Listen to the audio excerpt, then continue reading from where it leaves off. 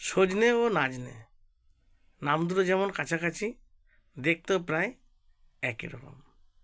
নাজনে মূলত সজনেরই আধুনিক জাত, তবে দেখতে একই হলেও গঠন, ফুল, ফলন এবং গাছের আকারে বেশ কিছু পার্থক্য রয়েছে।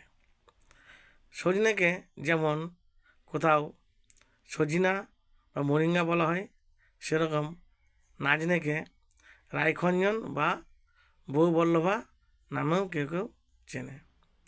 সজনে গাছ সোজা ও লম্বা হয়, যা প্রায় 10 থেকে 12 মিটার এবং তারও বেশি উঁচু লম্বায় হতে পারে, এবং এর ডালপালাও উপরের দিকে বিস্তার করে।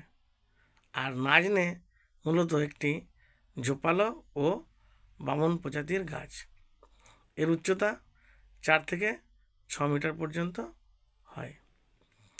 সজনের ছাল কিছুটা মসৃণ ও পাতলা হয়, এবং সজনের ডাল কেটে মাটিতে পুঁতে দিলেই নতুন গাছের জন্ম হয়। আর নাজনের ছাল হয় পুরু এবং ফ্যাকাশে। নাজনের ডাল কেটেও ও বীজ থেকেও নতুন চারা জন্ম নেয়। সজনে মৌসুমি ফলনের গাছ, বছরে একবার ফুল আসে ও ফল দেয়। ফুল থেকে ফল হবার পর পাতাশূন্য গাছেই ডাঁটা ঝুলতে থাকে। আর নাজনে হলো 12 মাসি, বছরে দুবার ফল, কোনো কোনো গাছে আবার আরও বেশি সময় ধরে ফল দেয়। সজনের ডাঁটা হয় চিকন, পাতলা এবং 1 ফুটের বেশি লম্বা।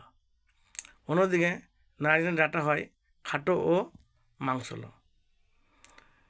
তুলনায় কম সুস্বাদু এবং তিক্তভাবে।